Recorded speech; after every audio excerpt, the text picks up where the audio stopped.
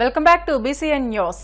Gudur sub division పరిధిలో section 144 అమల్లో ఉందని ఎవరైనా నిరసనలు ర్యాలీలు నిర్వహించాలనుకుంటే అనుమతులు తీసుకోవాలని గూడూరు డీఎస్పీ సూర్యనారాయణ రెడ్డి తెలియజేశారు.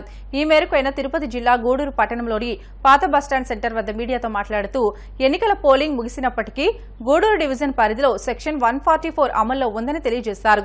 ఎన్నికల పోలింగ్ నాడు చిల్లకూరులో జరిగిన ఘర్షణపై విచారణ జరుపుతున్నామని, బాధ్యతలపై చట్ట ప్రకారం చర్యలు తీసుకుంటామని హెచ్చరించారు. ఈ సమావేశంలో సిఐలు పాపారావు, వేణుగోపాల్ రెడ్డి, సిబ్బంది తదితరులు పాల్గొన్నారు. తిరుపతి జిల్లాలో 144 సెక్షన్ 30 పోలీస్ యాక్ట్ ఇవన్నీ మన జిల్లా ఎలక్షన్ అధికారి అయిన కలెక్టర్ గారు మరియు పోలీస్ ఆఫీసర్ మన డిస్ట్రిక్ట్ పోలీస్ ఆఫీసర్ జిల్లా ఎస్పీ గారు ఉత్తర్వుల ప్రకారం మనకి 144 అమల్లో ఉంది. గూడూరు సబ్ డివిజన్లో అలాగే 30 పోలీస్ యాక్ట్ అమల్లో ఉంది. ఎవరైనా కానీ ఊరేగింపులు కానీ సభలు సమావేశాలు జరపాలంటే ఎలాంటి పర్మిషన్ లేదు. అంతేగాని ఏమైనా జరపాలనుకుంటే మరి వారి మీద చట్ట ప్రకారం చర్యలు తీసుకోబడతాయి. దీనికి ముందు జరిగిన ఎలక్షన్ అఫెన్సులు కూడా ఇన్వెస్టిగేషన్ చేస్తూ ఉన్నారు. నా పాయింట్ ఆఫ్ వ్యూలో మీ దగ్గర మీరు ఎవిడెన్స్ కూడా మనకు పూర్తిగా డిజిటల్ ఎవిడెన్స్ ఉంది ఇక్కడ. దాని ప్రకారం ఎలాంటి నిష్పక్షపాతం లేకుండా ఎలాంటి పక్షపాతం లేకుండా నిష్పక్షపాతంగా ఇన్వెస్టిగేషన్ చేయబడుతుంది. ఎవరైనా తప్పు చేస్తే వాళ్ళు వదిలేది లేదు. అంతేగాని మేము వాళ్ళకి అన్యాయం జరిగింది, వీళ్ళకి అన్యాయం జరిగింది పోలీసులకి దగ్గర రావాలా. ఈ సొంత నిర్ణయాలు తీసుకునేప్పటికీ వారి మీద కఠిన చర్యలు తీసుకుంటాము. పోలీసు వారు చట్ట ప్రకారం చర్యలు తీసుకుంటారు తప్పితే ఎలాంటి ఏముండవు. రాజకీయ ఒత్తిడి లేవు మా మీద. 100% ఎలక్షన్ కమిషన్ అథారిటీ వారు ఇచ్చిన పూర్తి ప్రకారమే వారు కానీ చట్ట వ్యతిరేకమైన నిర్ణయాలు తీసుకుంటే వారు పూర్తిగా చట్టానికి బాధ్యులవుతారు. వారి మీద చట్ట ప్రకారం చర్యలు తీసుకోబడతాయి.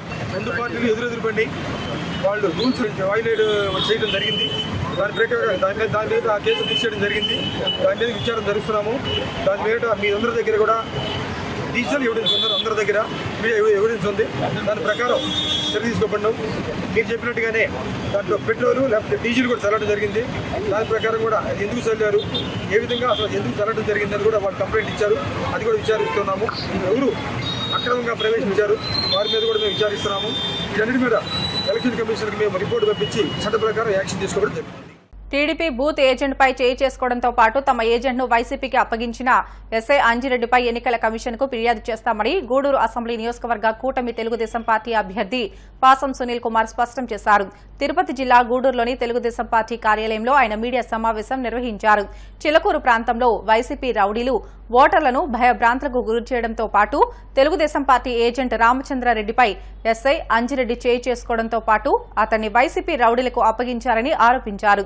అనంతరం వైసీపీ అభ్యర్థి మేరిగ మురళీధర్ చేసిన దౌర్జన్యాన్ని వీడియో ద్వారా మీడియాకు చూపించారు. ఎన్డీఏ కూటమి రాష్ట్రంలో అధికారంలోకి రాబోతుందని 120 పైబడి అసెంబ్లీ స్థానాల్లో కూటమి అభ్యర్థులు విజయం సాధిస్తున్నారని ధీమా వ్యక్తం చేశారు. రామచంద్రారెడ్డి దాడి చేశారు పోలీసు ఏదో కరుణ చూపిస్తున్నారు. నేను చెప్పేది ఒకటే, దాడి చేయాల్సిన అవసరం ఏముంది? అంజిరెడ్డి నీకు అవసరం ఏముంది?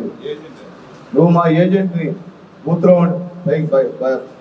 పక్కకు లాగి కొట్టి మళ్ళీ వైఎస్ఆర్సీపీ నాయకుడికి అప్పచెప్పారు కొట్టమని చెప్పి. అంత అవసరం ఉందా?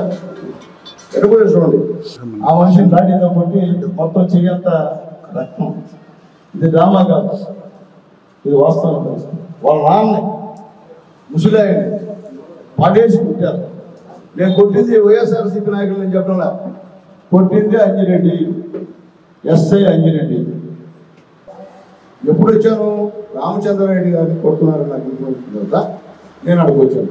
వచ్చింది అడిగాను నేను, ఎందుకు కొడుతున్నారు అంటే నన్ను తోశారు.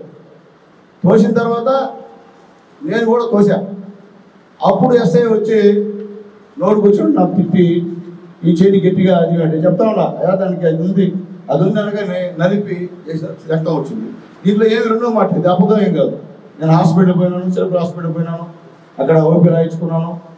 అట్లాగే మా పార్టీ క్యాడర్ని కొట్టిన విషయాన్ని కూడా నేను ఎలక్షన్ కమిషన్ రిపోర్ట్ చేశాను. అటు చేయకూడదా?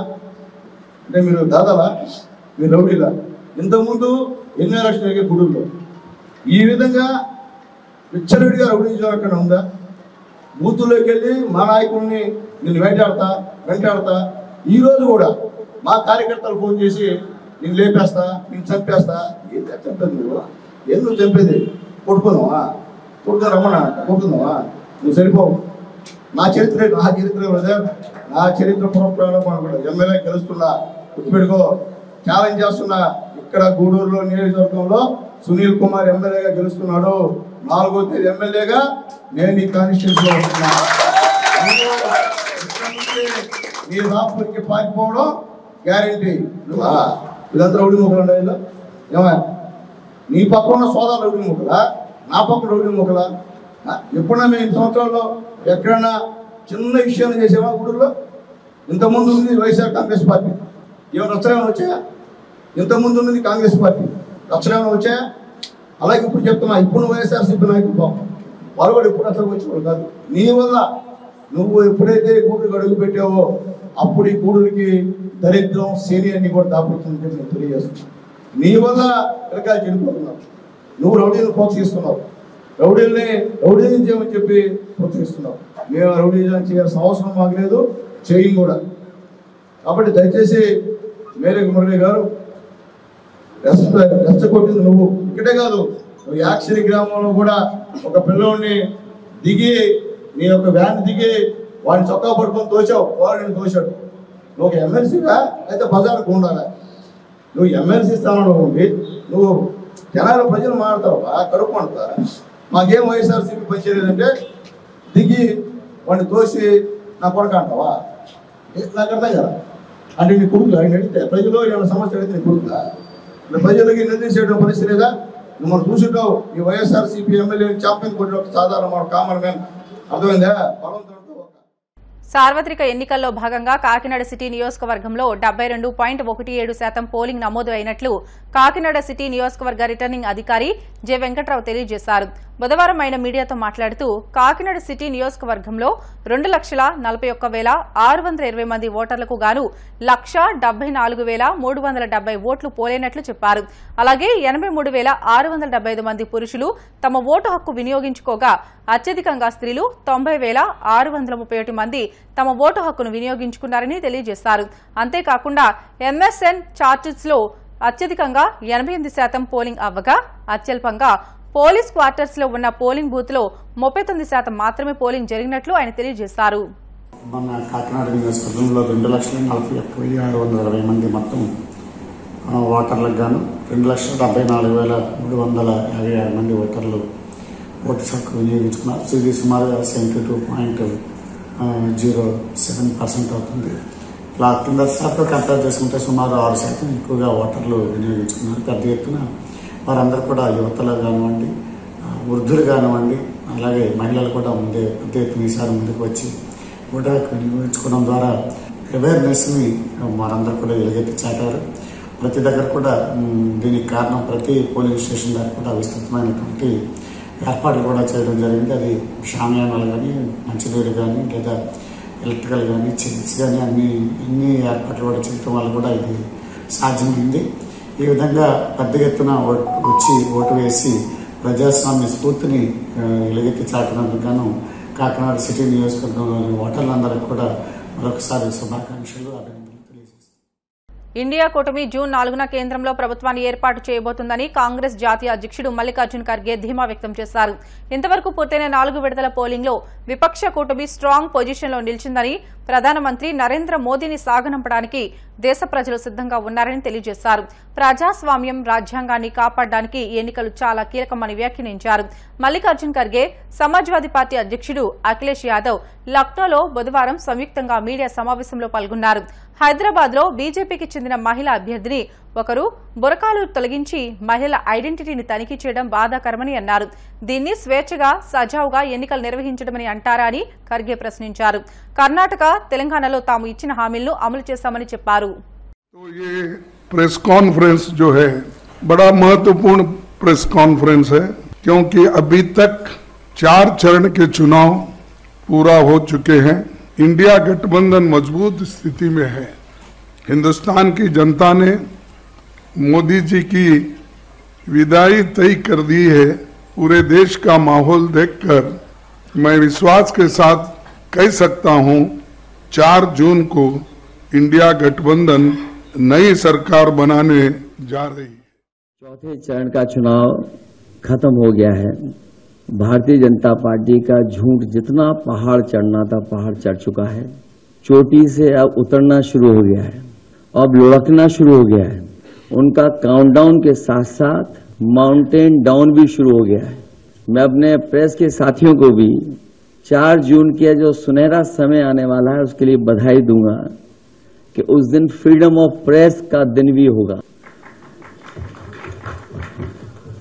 मीडिया मुक्ति और फ्रीडम ऑफ प्रेस का दिन भी 4 जून होगा।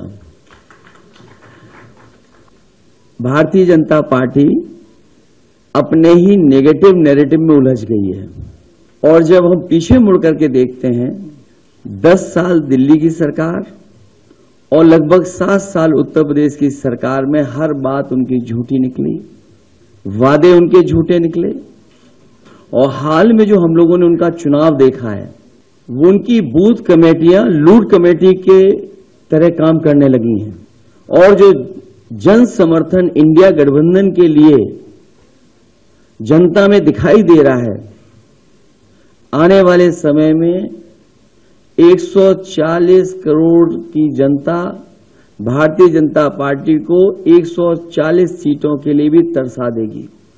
भारतीय जनता पार्टी का रथ फंस नहीं गया है, धंस गया है और इसीलिए उनकी भाषा बदली है।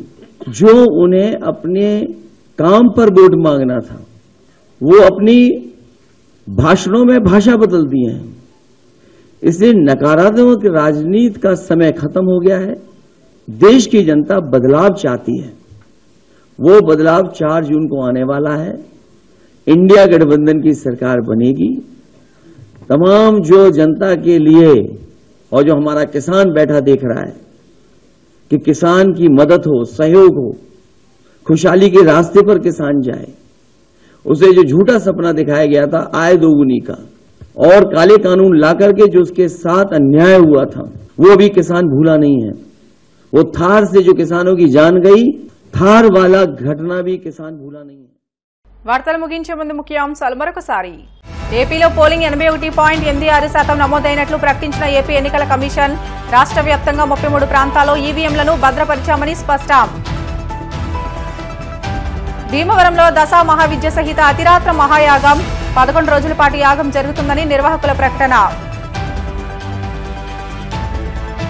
గూడూరు సబ్ డివిజన్ పరిధిలో 144వ సెక్షన్ అమలు. నిరసనలు, ర్యాలీలకు అనుమతులు తీసుకోవాలన్న డీఎస్పీ సూర్యనారాయణ రెడ్డి. ఇండియా కూటమిదే విజయమన్న కాంగ్రెస్ జాతీయ అధ్యక్షులు మల్లికార్జున్ ఖర్గే. జూన్ 4న ప్రభుత్వాన్ని స్థాపిస్తామంటూ ధీమా. ఇవి ఇప్పటివరకు బులెటిన్లోని అప్డేట్స్. మరిన్ని లేటెస్ట్ అప్డేట్స్ కోసం చూస్తూనే ఉండండి BCN న్యూస్.